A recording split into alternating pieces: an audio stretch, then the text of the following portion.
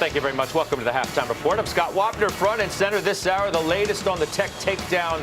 NASDAQ's been down 5 straight weeks, so we will discuss all of this with the investment committee. Joining me for the hour today, Joe Terranova, Jenny Harrington, Jim Lebenthal, Josh Brown.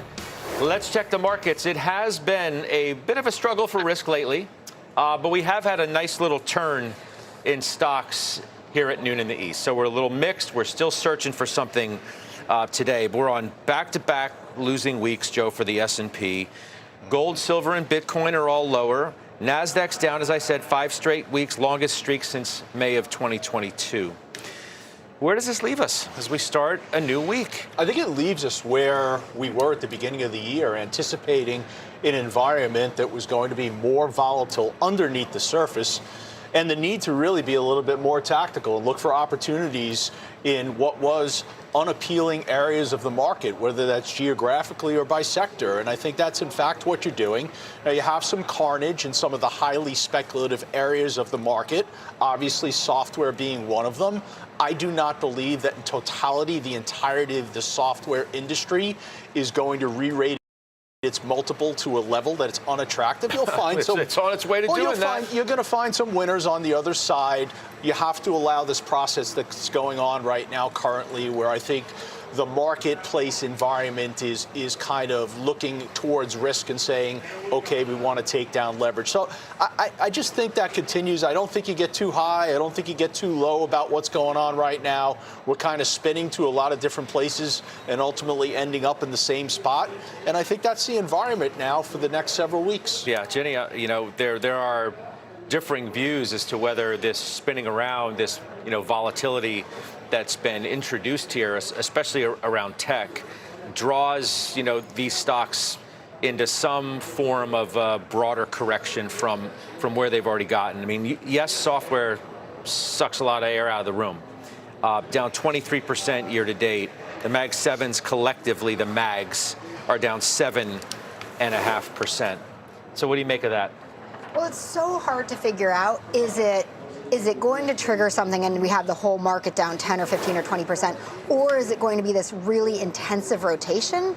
And through the rotation, the broad market ends up kind of flat where it is. But within that, you have more of what we've had so far, where you've got like value up 7-ish, growth down 3-ish, energy up 20-ish, tech down 2-ish. So I'm not sure. It feels to me right now like the rotation might continue to intensify, where you end up the year with like the market in this really neutral-ish, lackluster ho-hum territory. Well, that doesn't have to necessarily. It depends what part of the market. Like if you have if you have tech continue to take, whether it's a breather or even sell off a little bit more than it has, if you really have a bigger push into the rotation, then the market's just going to look like it has, with the equal weight hitting a new record high. I mean, you do have notes suggesting today that you can still have lingering uncertainty in tech, as UBS says, but that a broader range of sectors look set to keep the rally on track. It's exactly where you're going to, as Morgan Stanley as well says. Despite the sell-off in tech,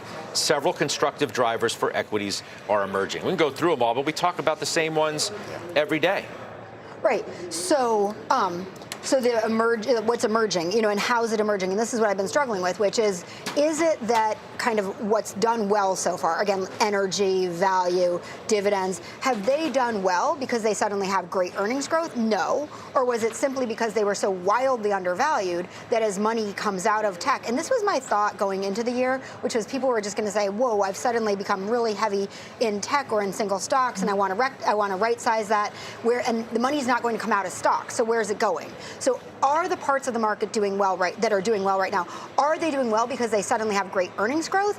Or are they doing well simply because they had really, really compelling, relatively lower valuations? I'm not sure, but I was really concerned this morning too. Maybe it's a combination of both. Maybe, but like this morning I was concerned because there were a lot of really underwhelming negative earnings reports, and they were from companies that I think are very reflective of the broader U.S. economy, of the consumer. So you had companies like Genuine Parts, Allegiant, Builders First, Floor Corp, Herc, Vulcan Materials, all kind of rotten earnings. And I see that as maybe a challenge to my hope that the broader market stays flat. It's a weird world. And Scott, when we think about the last 2 weeks too, and this is what Joe and I were talking about last week, and I said, I think everything's under threat from AI, and you said, what about energy and healthcare? And I said, if you'd asked me about financials a week ago, I would have said no. But I think we're in a very difficult, very opaque environment where it's hard to see what's coming next because we don't really know what's going to be under threat from AI. It's not like, I get that there's all this concern about mega cap spending as the numbers continue to get larger, but it's not like the businesses are suffering in any way whatsoever. Because as part of the Morgan Stanley note, which I've already cited, with the headline being, despite the recent sell-off in tech, several constructive drivers for equities are emerging. Forward revenue growth for mega cap has accelerated to plus 18%. That's a multi-decade high. Okay, so that's number one. Number two, earnings revision breadth across semi-software, tech hardware, and the Mag 7 has rebounded.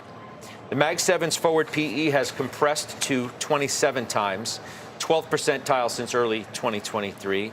High capex sales factor continues to outperform across tech and the broader market. And the dollar index being down 9% year over year provides a tailwind given the global revenue exposure that a lot of these companies have. It's just people have gotten a little queasy about the rarefied air that they've been living in terms of the capex. Queasy is a good word, Scott. I mean, it feels like we're in stormy waters, and it's not stormy at the headline level, but I think what Joe and Jenny have been talking about is there does seem to be this rolling correction going through sector by sector. It's pretty intense if you look at something like the software index, and it's pretty rapid if you look at last week where we went from softwares to financial services companies to even real estate companies. But the question that I think has to be answered is whether this rolling correction becomes something worse or if it's just a lot of noise that we're going to get through. I am firmly of the belief that it's just a lot of noise. Now, why do I say that? Two things. One, if you look at what I believe are core principles, we've got a rapidly expanding U.S. economy. We've got decent, not great, but decent employment. You've got inflation in the mid-twos, depending on which indicator you use. There's a lot of things going right. And this is in the early stages of a very stimulative budget bill, or what should be very stimulative this year. The second thing that gives me comfort is some of the areas of the market that you would really expect to be taking it on the chin if this were a harbinger of something worse are not. So if I look at today, some of the hyper discretionary companies, cruise lines, hotels, leisure, gaming, travel, they're all doing really well. Now, maybe it's because Elliot's taking a stake in, I think it's Norwegian Cruise Lines, maybe it's Royal Caribbean, but that's too specific.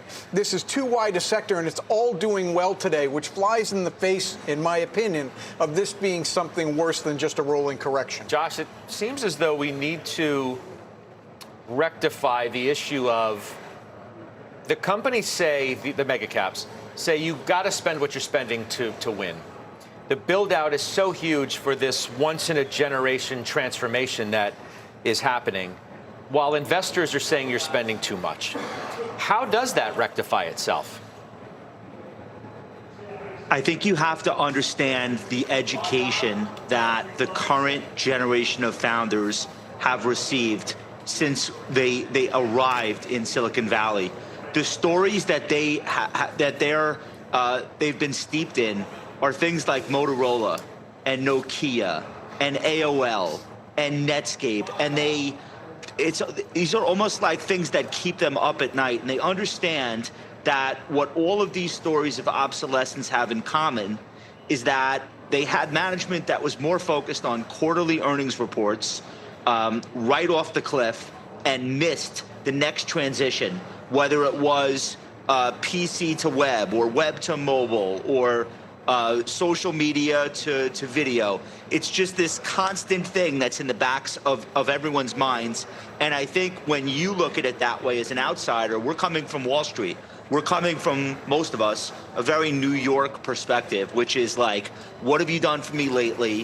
What are my quarterly earnings? Did you beat the whisper number? Blah, blah, blah. And they're thinking about, oh my God, if we don't do this, and not just do it, but if we don't lead, we might disappear. This platform might have a terminal value that's coming up on us way faster than we might have imagined. And could you possibly blame them? When you look at the rate of acceleration among startups utilizing AI, building robots, startups, equity-funded companies that aren't even public, you look at how quickly the innovation is coming, of course they're terrified, and being terrified in that context, a Silicon Valley context, is not let's spend less and hunker down. It's the opposite. Let's make sure we don't miss the moment. That's a very different game than Jenny and Joe and Jimmy and myself play in portfolio management. But we should just acknowledge that mentality, only the paranoid survive, is what Andy Grove wrote about in his book. That mentality is the reason Microsoft is Microsoft, Amazon is Amazon, Meta is Meta. It's not that they're 10 for 10 on every spending decision. It's that they've had the guts for every iteration of the future to be amongst the leaders, and that's why they're hyperscalers and no one else is. Sure, if we understand that, we worry less about CapEx and more about, oh my God, which of these names is about to be obsolete? I mean, this is the greatest sort of spend I would gather. Oh, yeah, by it a is. collection of corporates in the history of. We agree. They're spending because of the perceived demand. They are spending That's right. because the backlog orders are That's right. well over $1 trillion. Now, you can question, and I actually think the market's doing its job, because if you look at last year for Microsoft, their CapEx increased 58%. What was the return on that? What did their cloud revenue increase? It only increased 20+%. So the market is actually saying, okay, in the moment, you are not realizing, you are not showing us the return on that, therefore your stock moves lower. I think the market's doing its job. You can question if that intended demand, if that backlog number is real. Why? Because, Scott, in the case of Microsoft, 45% of the backlog comes from OpenAI. Worst performing mega cap year to date, by the way. It's down 17.5%. We know it's been caught up in the whole software thing, which I want to get to in a minute, but I thought the Bank of America February Global Fund Manager Survey was quite interesting, where they frame it as CIOs deem CapEx to be too hot. CIOs telling CEOs to improve their balance sheets. You've got, versus the idea of increasing your CapEx even further, and investors coming away with the whole idea of sort of how we framed it.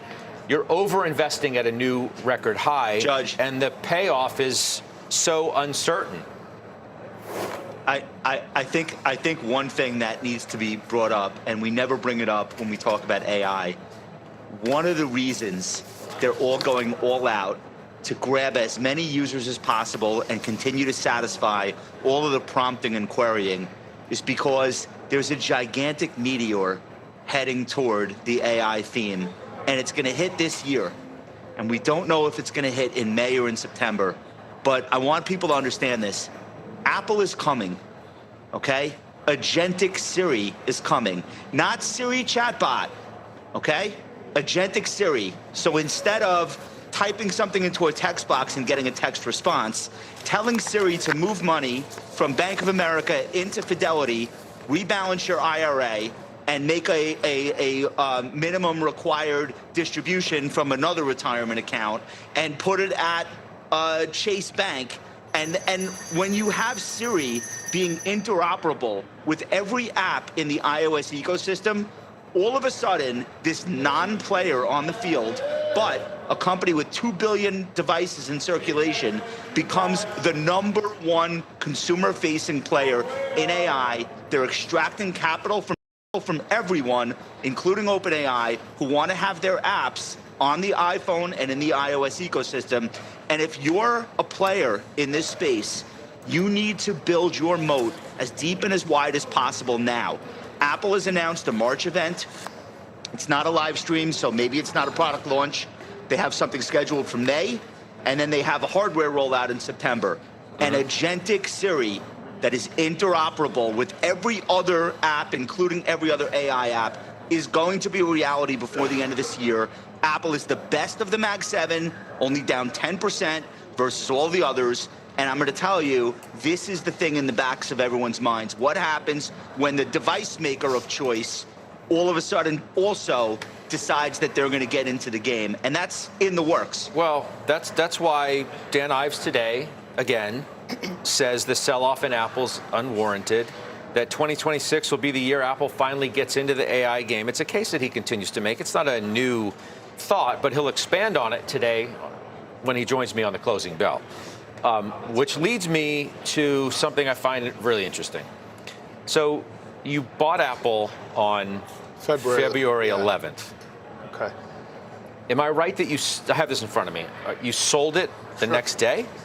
Absolutely. Why? Because on final trade, I gave everyone a 264 stop. I mean, this isn't the WWE. I put the stop in. I got stopped out. I gave everyone on final trade a 264 okay, stop now on it's the at 261. Why didn't you buy it back? No, I'm not doing that. No, I've traded Apple twice in the last 3 years. I made 21% from August through November. I'm trying to, in this environment, keep my losses tight. 4.5% was enough.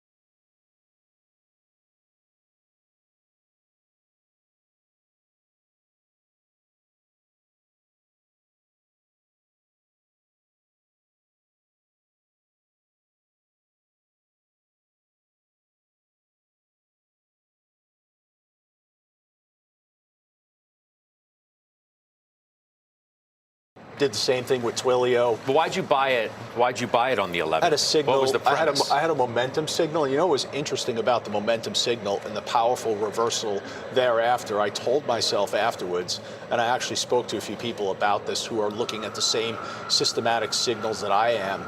They're becoming more popularized. We're all looking at the same thing. So you had a really aggressive advance on February 11th. Why? Because all the trend systematic signals that are looking at short-term momentum identified what I saw, right? And then the next day you had the power, I think it was down 5%, because everyone's basically neutralizing that momentum signal. So I'm comfortable with what I did. I told the viewers exactly where I thought you should get out, and I have no problem with it. Now, but one last point, by the way, on what Josh said, which I think is more important on Apple. Yeah. It's interesting because if you think about the hyperscalers, the big four, they're increasing their CapEx by 40% year on year. What's the one name that's actually not? Apple's CapEx is down 20% year to date, and there goes Josh telling us they're actually going to win. So is all this spending actually necessary or not? Well, they're just, Well, you're talking about, for part of the point, apples and oranges in terms of the kinds of businesses and the reasons why the hyperscalers are spending what they are.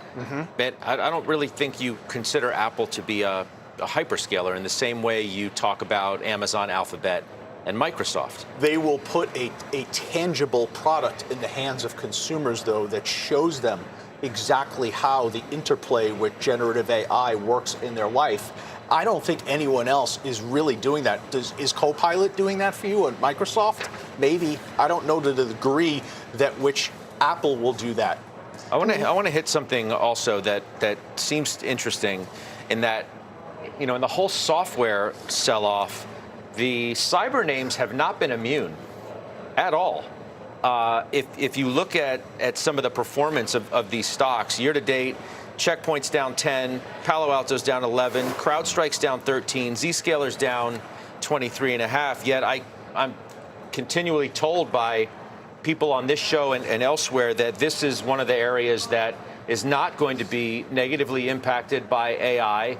These are the kinds of stocks, Josh, that you need to own. It's part of Goldman Sachs's list today of the companies that have what they determine to be clear architectural moats, so they're not wholly disrupted. CrowdStrike's down a bunch today. Palo Alto, I think, reports tonight. So there's a lot going on in this space. And these, have they been swept up in the sell-off, or do they deserve to be hit the way they have been? I mean, I guess I would just say like a little bit of perspective. CrowdStrike is negative 8.8% on the year.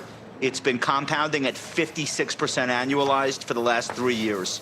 So 100%, this stock has been whacked, and it is actually from its all-time high, it's in a 29% drawdown. But I can't envision a scenario where people say, oh, there's AI, therefore why are we spending anything as a corporation or as a government on security? Like, it makes, the logic isn't there. The thing that you need to understand is the way the market actually functions. Everything is baskets. And if you're in the software basket, there's going to be selling pressure because of the sheer amount of dollars trying to get out of that basket. And when I say basket, that could be an ETF, it could be an SMA, it could be growth managers with a software sleeve that they're lightening up, whatever the case may be. The selling pressure hits everyone, and then when the dust settles, people come to their senses. I can't promise you that'll happen today for CrowdStrike or for Checkpoint or Palo Alto or any of the other names. I'm just saying, if you're an investor, you're obviously not selling on AI, because AI means one thing guaranteed: more workloads, and those workloads need to be defended. That theoretically, yes. I mean, that's what we keep hearing. Jenny? But here's the thing, Josh. Like, I can imagine a world where you do need to spend more on cybersecurity, but I can imagine a world where lots of small businesses say, hey, I can build this on my own, or even large businesses. And one of the things that I've worried about a lot with the concentration of the cybersecurity firms being in this small handful of names is, what if one of them goes down? And what if the disintermediation of cybersecurity is now possible? And what if that's a better model broadly to protect against the cyber threats that are out there? Respectfully, none of those arguments make sense. Small businesses building their own cybersecurity out of what? Scotch tape? Absolutely, they could. And okay, it's not my size small business, but it's bigger. It can be done, and I think that's what's so scary about this, so scary to the software companies about the Claude Code and all the new coding programs, is anything can be done. And I think we should be very careful to not say I can't imagine, because right now you need to be able to imagine anything. I think where Jenny may have a point here is not small companies developing their own security products, but small players developing threats that the incumbent security providers are not ready for.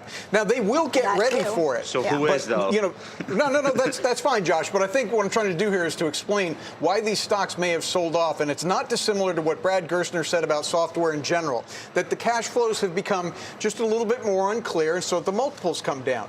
The threats that have been protected against so far, using things like firewalls or identity verifications, can frankly easily be gotten around by small players. Now, I do think that Palo Alto and CrowdStrike will be the ones that solve these new threats, but it's going to take a little bit of time.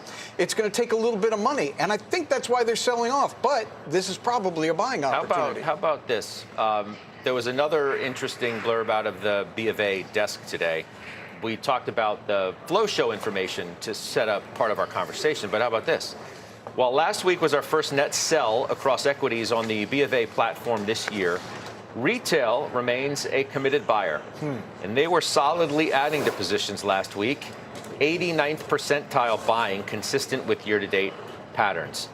So, buy the dip, because the bigger trend is still intact. Yeah, Is that fair? I think it's consistent with what we witnessed last April. I think retail is looking at moments where they believe they see a decline in the market in individual equity names that they believe over the long term are going to have the appreciation. I think on the other side of that, institutions have become more short-term oriented. I think there's a lot of systematic trading that is going on right now, and I think that's the push on the other side, or rather the pull against what we're seeing. I think institutions have become far more short-term in what their intentions are in the market. I agree. I agree with Joe on the institutions becoming more short-term, but in 1994, I interned for Laszlo Barini, and I remember one of the things that he really taught us was that one of the biggest contrary indicators was the American Association of Individual Investors. So whenever I see something with retail or individual investors leading the way, I still go back to my Laszlo 1994 training and think, actually, is that a contrary indicator? Let's remember that retail is different than what we remember 10, 20 years ago, however long ago. And a lot of retail these days are much younger people than, Jenny, you or I grew up with. It's just true. And a lot of these are kids who are saying, well, look, I'm never going to be able to afford a home. I might as well make money in the stock market. We know this is true. And what's happened over the last several weeks? Tax refunds. Tax refunds from the budget bill are picking up. Now, when we say retail is buying the dip, we don't know if that's big retail, small retail, young or old, but at least a cohort of that are people who have some money in their pockets courtesy of the government. The hardest question, it seems, to answer these days is which companies have some degree of AI immunity versus the ones that are going to be disintermediated. Edgar Denny was talking about that last week. I bring it up because JP Morgan has tried to do a screen, and they've come up with the top mispriced stocks amid the AI disintermediation, looking at ones that are the most insulated from disruption. It's interesting. Carvana, Joe, is on the list. They report tomorrow after the bell. It's been on Josh's best stocks list, I believe, as they say disintermediation fears are overblown. I read the note. I think the note is excellent. I really think that what Carvana has been defending against is two stories. First of all, we entered the stock at the end of October at 306, had a significant run up to 486. It's retreated all the way down. It's more than just the AI potential disruption. It is about this Gotham City research note that it suggests that there is in 23 and 24 an overstating of earnings to $1 billion. So I think on the call, you're going to hear that being ultimately addressed. I also think you have to remember there's a very strong tailwind that benefits Carvana, and that comes from the tariffs and the ability for interested buyers of new vehicles to be discouraged by what they're seeing as the tariff is built into the actual price. So tonight's report is going to be interesting.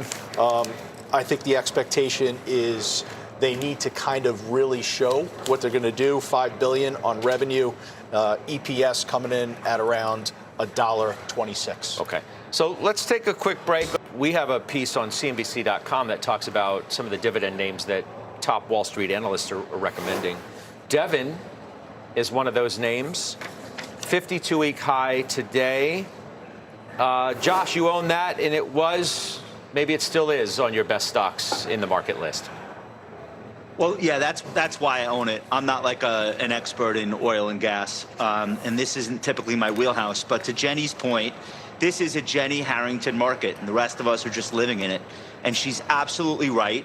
These are the types of stocks that people are not up at night worrying is Anthropic about to come out with, for example, a new drilling program in the Permian or a natural gas pipeline. So Devon's Q4 production guidance is not going to be anything incredible, but these stocks have been re-rated, and that's why they're trading higher. I am riding this with a trailing stop.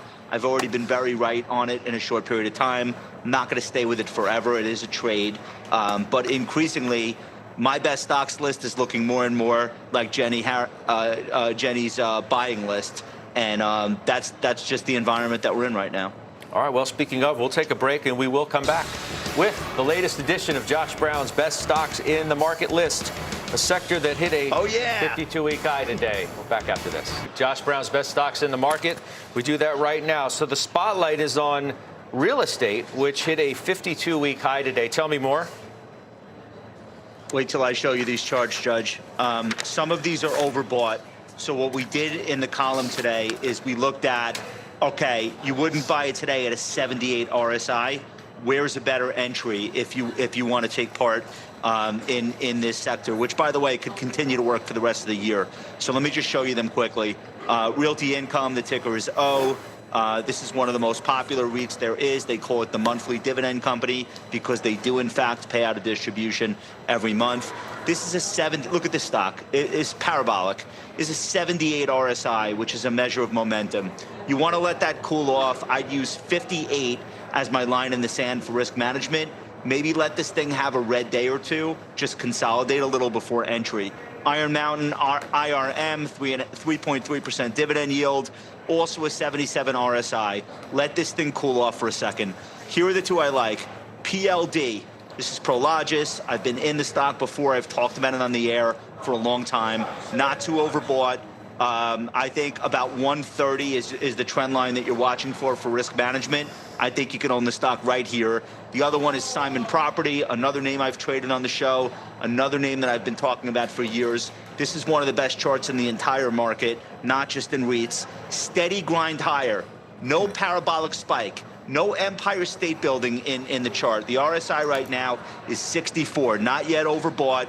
I think we're tracking that 50-day weekly closing price as our risk management, which is about 187 if we're trading. Investors can use 180, which you can see right before your eyes, has been true support for months and months and months. I think you can enter this stock right now as well. The one I bought, which is not on the list currently, is CBRE, which we can talk about at another time.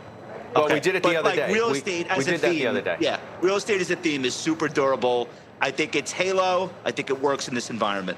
All right, Jenny? So the one place I disagree with you on, Josh, is I don't think you need to actually hold off on buying these. If you take the lens out a little further, and if you guys don't mind, if there's any way to put up the realty income, the letter O, on the chart and maybe put it out 10 years. You see, if you take a longer term horizon on these, they're really flat over the last 5 and 10 years, and they're still trading at very inexpensive valuations compared to the market. So just again, focusing on realty income, you've got it trading at like 16 and a half times. Yeah, you've got a nice 4.9% yield.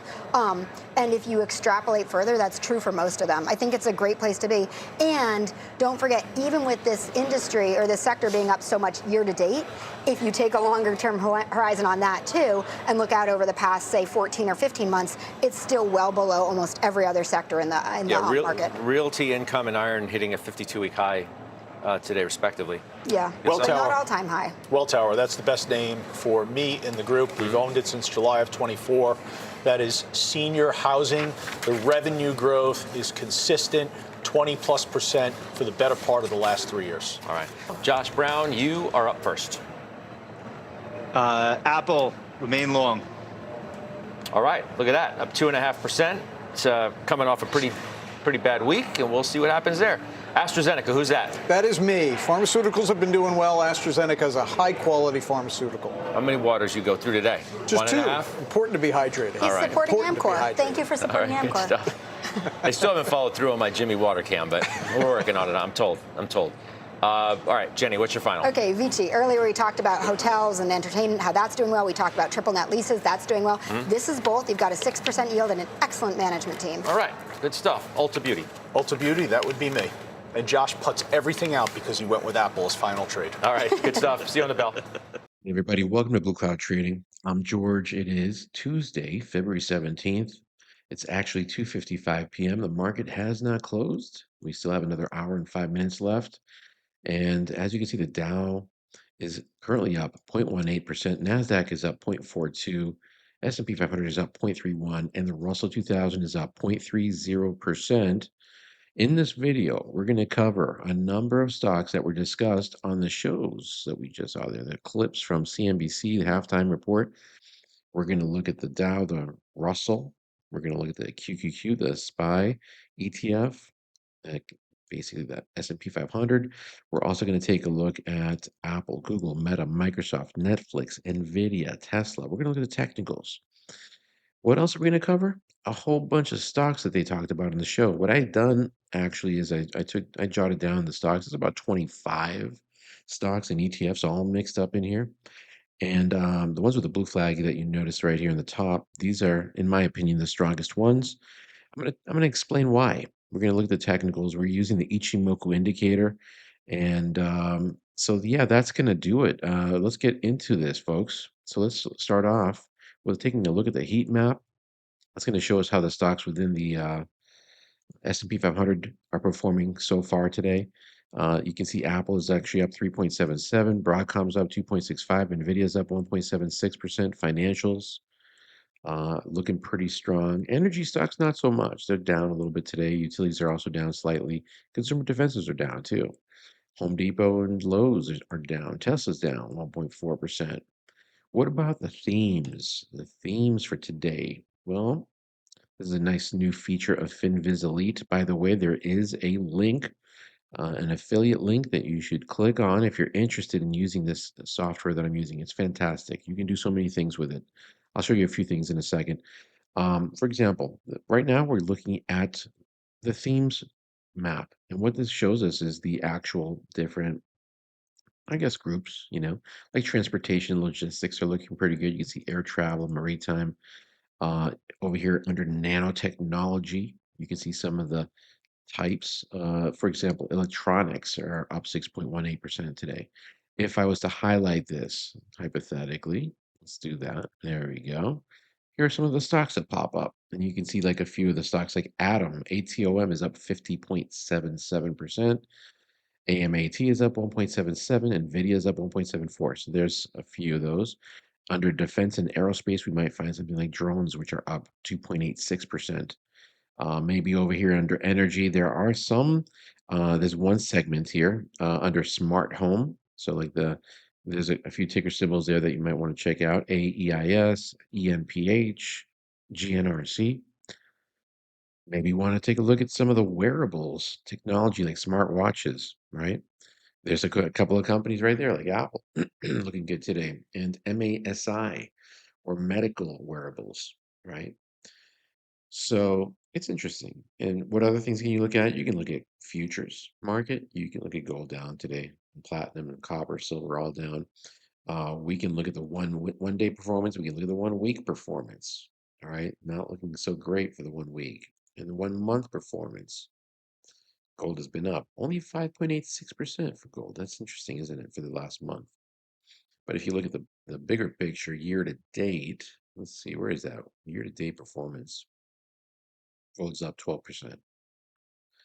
And there's cocoa down 43 and coffee's down 16.2. Bitcoin is down to 22.91% year to date. Anyway, then there's so many other things that you can do. Here's the screener that you can scan multiple stocks based on descriptive fundamental. All right, if you're looking for specific types of maybe the price of sales, you're looking for something with a low price of sales. That will click that, boom, it just brought it down to 1,367 stocks, for example. Maybe you're looking for a stock that, let's see, technicals. You go to this, right?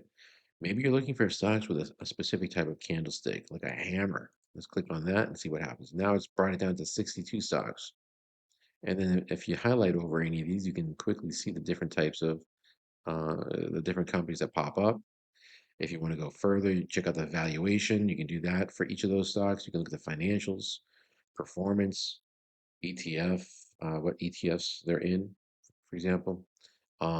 Anyway, or if you want to see check out the news, you can get a more like a snapshot. There will be a link in the description for it, so definitely check that out. All right, let's get into the stocks now. All right, first things first, we always need to take a look at the index ETFs. That's really important just to get a sense of what's happening with in the larger scope of things. And I'm going to get rid of some of these lines here. I'm going to switch it to a weekly chart just so you can kind of get a more broader view. Going back a little bit, it's a little bit more descriptive about how we've been doing all of 2025 here. You can see that in 2025, we did have that little pullback, right? And then since we broke back above the Ichimoku cloud over here, we've moved up 15.3%. And we're still in a steady uptrend in the Dow, right? On the weekly chart. On the daily chart, we're getting a little bit of stalling over here in between the two moving averages, but we're holding up above the Kijun-sen. That's the 26 period. So real quick, let me just show you guys the indicator, what it is, how to read it. It's very simple. It's not complicated, believe it or not, even though there are a lot of lines here. The green line is the midpoint of the last 9 periods, and it's plotted right there. The red line is the midpoint of the last 26 periods, and it's plotted right under the price there. You got the Chiku, so that's called the Tenkan-sen, the Kijun-sen, okay, the Chiku span. What is that? That white line. And why is it back over here? Why isn't it anywhere closer to the price? Well, it's actually the current price, but it's projected 26 periods into the past. Okay, and what you want to do is see where where that line is in relation to the candles 26 periods ago. If the white line is above the candle 26 periods ago, it's very bullish. Back here, it wasn't. Okay. We want price to be above the Tenkan-sen. We want price to be above the Kijun-sen. And we want that green line above the red line because it is a faster moving average. Okay. Then you've got the Ichimoku cloud, which is what this is famous for. And because it is unique, it's very unique. Why? Because what it does is, how does it comes up with this line here, which is the single span A, which is derived by taking the midpoint of these two moving averages and projecting it 26 periods into the future. And that's where you'll always find it. Okay. Then you've got the single span B, the purple line right there, the other part of the cloud. And that is comprised by taking the midpoint of the last 52 periods here. So it's a longer, even longer time frame. But instead of plotting it either under or above the candle, the current candle, it projects it into the future 26 periods, hence creating the future cloud. The thicker the cloud, the stronger the trend. We always want the single span A above the single span B. When it crosses under, that's a bearish, okay, signal. And sometimes, and well, right now, we've got all the signals of this indicator showing strength because price is above the moving averages, above the cloud, which is what we want. All right. Secondly, there's the directional movement index below here, and that's the positive DI, there's the negative DI, and the ADX, the white line. So the green line there, we want that above the red line, and we do have that. That represents a strong uptrend. Well, it represents an uptrend, basically. The white line is what represents the strength or the momentum of that move. If the white line is moving up, like you see right there, that is bullish. If it's dropping, where the green line here, as you can see, if you go straight up, when it was dropping, let's look and see what was going on with price at that time. You can see that we had a little pullback here. There was a little bit of weakness right there. That's all that tells us. But the strength, the trend itself was not broken. And the same thing applies here with when the red line gets above the green line, that's very bearish. If we go straight up, you can see how it led to this decline. And it can last for a little while. And the ADX helps us to identify when there may be a turnaround. When we see the ADX moving up, and then it starts to slow down like a rocket, it starts to slow down, and then sometimes it starts to drop, right? That's when you know that's the turning point right there where things might start to get bullish. Even though the red line is above the green line, this is telling us that the strength of this uptrend here, the momentum is declining now. Okay. And if you go straight up, you can see what happens. Boom. All right. So there's that. Now, let's go ahead and look at some of these other index ETFs like FEZ, the Euro stocks on the weekly chart. Very bullish, like I just said, right? Looks almost identical to the Dow, maybe even stronger. Here's the daily chart. I like this one. On the daily chart, it is in fact stronger than the Dow, up 0.56% today. What about the SPY ETF? Well, the S&P 500 ETF SPY is inside the cloud, and that tells us that it's really just consolidating right now. We're in a box. We're tied up in this range here. So there's not a whole lot. In my opinion, it's time to just sit on your hands and wait it out, see what happens. Here's the weekly chart. 2 weeks now, we're under the Tenkinson, under the 9 period, but we're still technically, so there's a little bit of weakness here. All right. Everything starts off with a breakdown of the Tenkinson generally, and then it breaks under the Kijinsen, and then it breaks. So we've got three more support levels here. We've got the Kijinsen and the single span A and single span B. Price, if it does come down, it should find some support at the cloud, and it should find support right there at the Kijinsen as well. How about the QQQ ETF? Well, that's also on the weekly chart, just basically holding by a thread right here above the Kijinsen, the 26. So we'll see if this can turn up. Here's the daily chart. All right, we're onto the cloud. We're holding up above this very critical low. In my opinion, that's a very critical low. Why is that? Because we already have a lower high from the prior one. Okay. If we also break down into that low, we'll have a lower low. Hence, we will be in a downward channel. All right. Technically speaking, this is not broken quite yet, but it's not bullish. Okay. And here we are up 0.07% today, just barely. Russell 2000 up 0.25% right now. We had a negative crossover. So if you look where the moving averages are, the green line crossed under the red line. That's bearish. We got under for a little bit, and now it looks like it's trying to recover. I don't like what I'm seeing with the directional movement index. The red line is above the green line, so be careful with the Russell at this point on the daily chart. On the weekly chart, we're still in a strong established trend. What type of trader are you? Are you the type of trader that's trading, checking your stocks once a week? Then use the weekly chart and don't really fuss too much about the daily. The daily is for us more active traders that are looking, for more, just to get more insights on what's happening day by day. All right. And right now we've been consolidating. That's all that's happening here in the Russell. There's not a lot of up moves going on.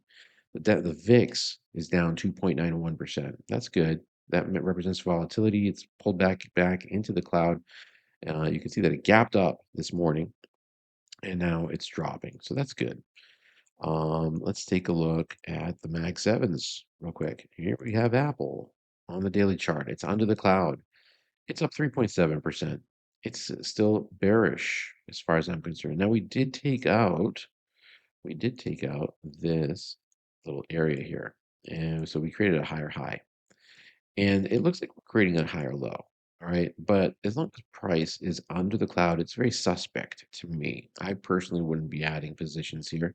The cloud is still bearish on the daily. On the weekly chart, we do look still very bullish. All right. We just reestablished getting above that Tenkinson. So it has potential. I'm just saying it. We're not quite there with Apple. What about Google? Google too has been pulling back, but seems to be stalling with a nice bullish spinning top pattern right there. You can see that little bullish candle. Now, what is that? Let me show you guys real quick. If you look at the candle pattern reference sheet, it is this little candle. It's when we have a body, a small body with an equal length wick on the top and an equal length wick on the bottom. If you see this after price has been dropping, that's very bullish. If you see the same spinning top and it's red, doesn't necessarily have to be red, by the way. It could be white too. It could be like a bullish candle. But if you see it at the top of a move, after price has been moving up steadily, and you see this, be very careful. Or the hanging man, or the shooting star, or the gravestone doji.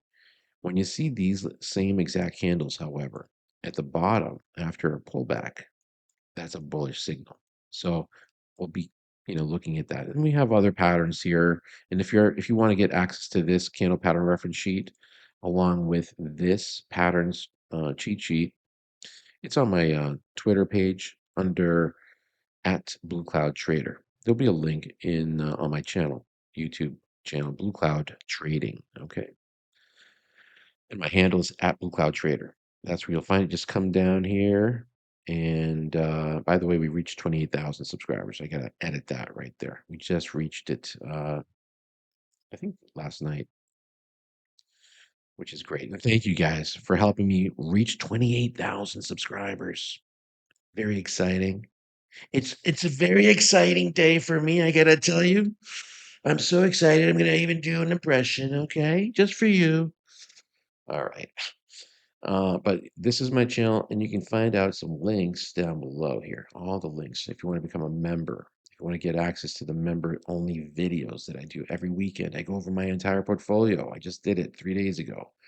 I added 27 new stock ideas for this week. I added one of those stocks. I added 2 other stocks from my scan results that I also share with Legend level members. To get access, you click the join button over here. You'll find the different memberships. Here's a Blue Cloud Legend, and this is where you get the daily stock trade updates as well. They show up under the next to post. There'll be a new tab popping up. It will say membership, and that's where you'll be able to access that. And if you scroll down, you can find all the member-only videos right there. Okay, there's tons of them. You can go back, over a year I've been making these videos, so you can get some lessons from that. If you're new to trading, you can learn some things, I think, from those videos. Okay. All right, let's continue. So Google, all right, it's stalling on the daily chart, but it's still bearish. Why is it bearish? Because the Chico span here is underpriced. Remember what I said earlier. We don't want that white line under price, the current price, and it is indeed under it. We've got a negative crossover over here, the green line under the red line. And look at this. The single span A has crossed under single span B. The only last line of hope here for the Google, on the daily at least, okay, is the single span B. And it's forming this nice little bullish candle. Hopefully that turns into something good tomorrow. We will find out. On the weekly chart, what does it look like? See, it's been pulling back now. It's crossed into Tenkinson. And so It's a wait and see approach. Look at the green line. It's merging with the red line. That's not a good sign either. Hopefully, this is a short-lived little pullback. Meta on the weekly chart is inside the cloud. On the weekly and on the daily chart, it's under. So that's bearish. Microsoft is very bearish recently. It's under the cloud for a long time now. It got into the moving average up here. So you can see how this indicator can help, keep you out of buying stocks when price is under the moving averages.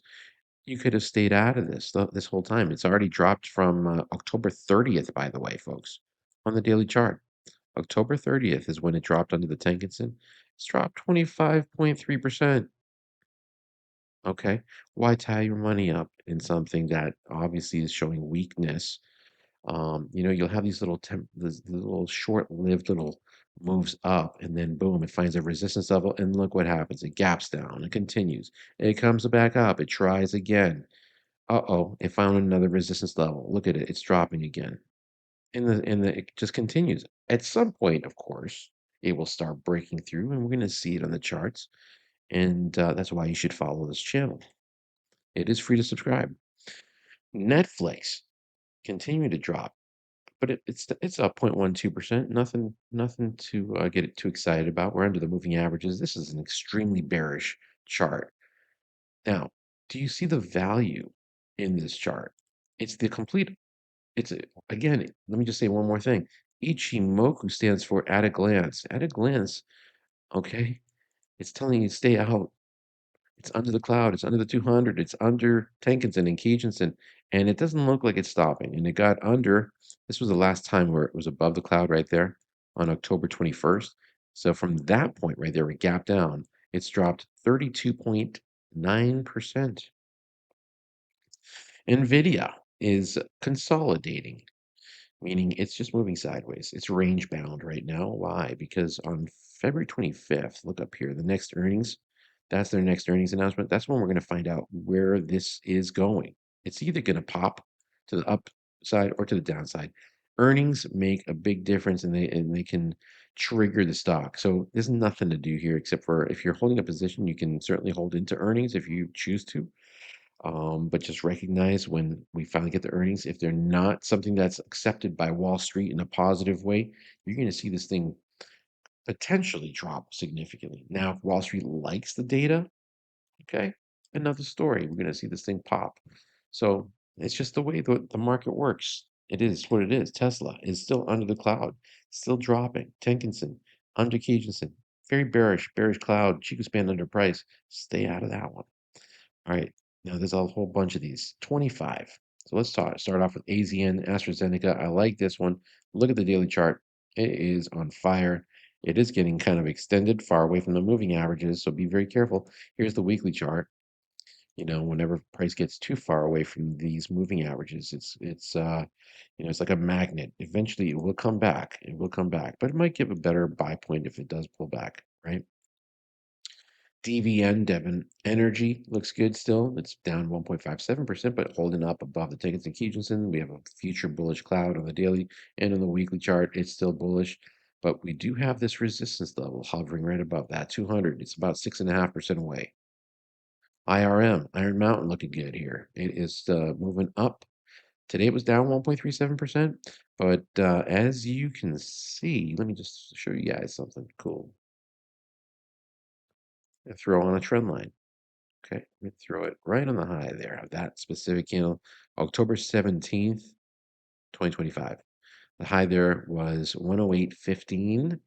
We're going to color it light blue to represent the weekly chart. If you see a light red one, that's a daily level that I have, okay? So we broke through that on Friday. You can see that candle right there. That was on Friday, February 13th. Bada bing. And look at it. Now it's retesting it. It's testing it. Will it hold above? Here's the daily chart.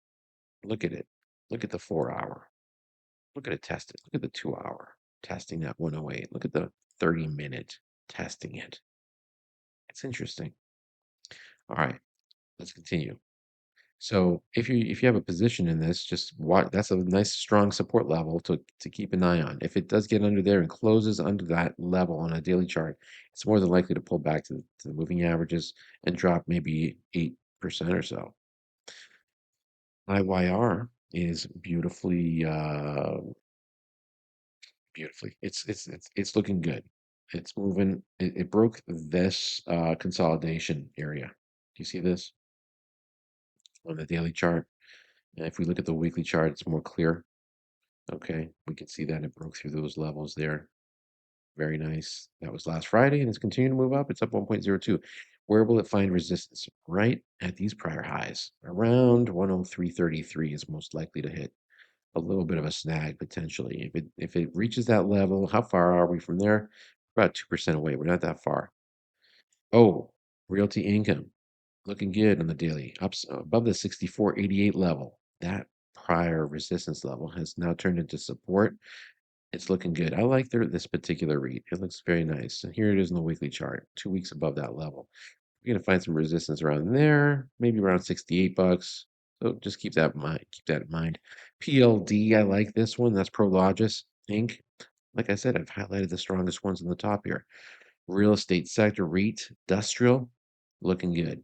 It looks good in the weekly, looks good on the daily chart. I like it there too. SPG looks good. Simon Property Group, REIT, looking good on the daily, looking good on the weekly chart. Ulta Beauty Inc. looking good on the weekly, looking good on the daily. XLE energy stocks, of course. Even though it's down 1.23%, it's stalled right there at the Tenkan-sen. And if you look at that wick, that represents a little bit of buying happening right now. Let's take a look at that in the 3-minute chart. So there we are today, okay, 17th, February 17th. So we can see that it dropped. And since it reached that low here around 10:45 a.m., it's actually moved up 0.87%. So there's a little bit of buying happening, but it's just stalling, which is good. I did notice that the ADX, some of that momentum is also starting to come out of the move to the upside. So I don't know if this is potentially going to turn down or not. Here's the weekly chart, but just be cautious a little bit. I think this has had a nice run, and it's more than likely to like actually bounce here, in my opinion. But we'll find out tomorrow. XLV Healthcare. Also, we have a bullish crossover right there. It's only down 0.07%. It's got resistance above here. This 159.64 is actually a monthly level. It's purple. Let's go to the monthly chart. It's based on that month right there from 2024, September 30th. And so I'd want to wait until it gets above there personally. The rest of these stocks, folks, there's something off, something wrong technically on these. And so they don't get a blue flag. It's either going to be on the daily or it's going to be on the weekly chart. Remember, to qualify to get the blue flag, it needs to be bullish on both time frames, in my opinion, right? Because then you have a higher probability trade. Now, that's just my strategy. That's how I trade, and to each their own. If you want to trade shorter time frames, that's on you. So let's take a look at these. Okay, let's take a look at CBRE, for example. CBRE Group. That one is under the cloud. We got CHKP, Checkpoint is under the cloud. No on that one. CrowdStrike is under the cloud. No on that one. CVNA is also in a decline under the cloud. So you skip it, is what you do. FTNT is above, but entering the cloud, and that's bearish. It reached the 200 and dropped. So that's why I wouldn't recommend it here quite yet. We got IGV still under the cloud, looking down 2.49%. Not good. MAGS also, the Magnificent 7 ETF, finding some support at that 200. Could this be a turnaround? Maybe. It's up 0.20% right now, but on the weekly chart, we're also under the moving averages. It's not looking pretty yet. I need to see more evidence, right? Palo Alto still in a decline under the cloud. RCL, Royal Caribbean, under the moving average here. Tenkan-sen, but above the cloud. So it has more possibilities.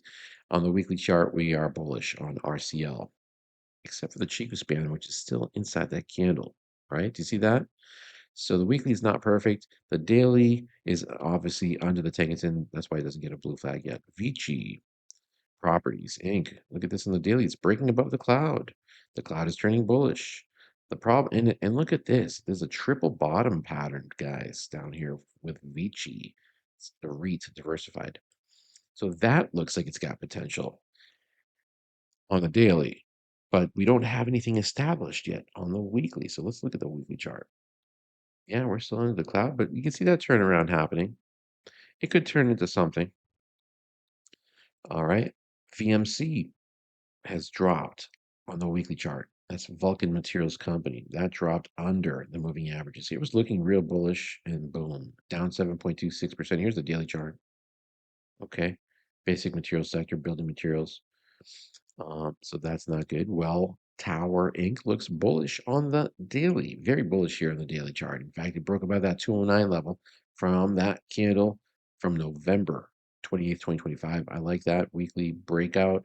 Here it is on the weekly chart, also looking strong. Why did I not give that a blue flag? Let me see the daily chart again. Oh, maybe I just kind of missed it. Listen, I'm human, folks. I'm going to make some errors here and there. I promise, though, the majority of these are accurate. XLF under the cloud. Okay, that's the financial ETF. Not looking pretty. We got a lower high from the prior one and a lower low over here. And yes, it's up 1.14%, but it's going to probably find resistance at that 200 and Tenkinson. Both of those lines, these moving averages here are waiting for this to come up so they can reject it probably. I'm guessing, of course, but we'll see what happens. You got XLK, all right, under the Tenkinson, under the Kijun, under the cloud. No on technology. All right, did you hear that? What I just said? No on technology, which has, you know, historically been one of the strongest sectors to be invested in. It's not always going to be that way. Sometimes you're going to have um, moments in time where technology has maybe gotten a little bit ahead of itself. And look at that symmetrical triangle on the weekly chart that we broke, and it's been dropping. We'll see. I mean, look at it, 0.1% right now. Okay, up today. I don't think that's going to be the turnaround. ZS, Zscaler, onto the cloud. Skip that one. All right, very simple stuff, very easy technical analysis. Guys, if you like what you're seeing here and you want to learn a little bit more about trading and maybe access these member-only videos, again, click on the following, the join button, and hit subscribe for free and hit the notification bell. And if you want to check out some more links right here, click on this, 10 more links. Scroll down. There's that FinViz Elite that I was talking about. There's the $25 coupon for the software that you just saw me using. This software is TC2000. You can get that $25 coupon for the software. You got other links down below if you want to check those out. My Twitter page link is right there. Property management software, free property management software. I like this stuff. I use it myself. Anyway, check all this stuff out. I will catch you guys all on the next video.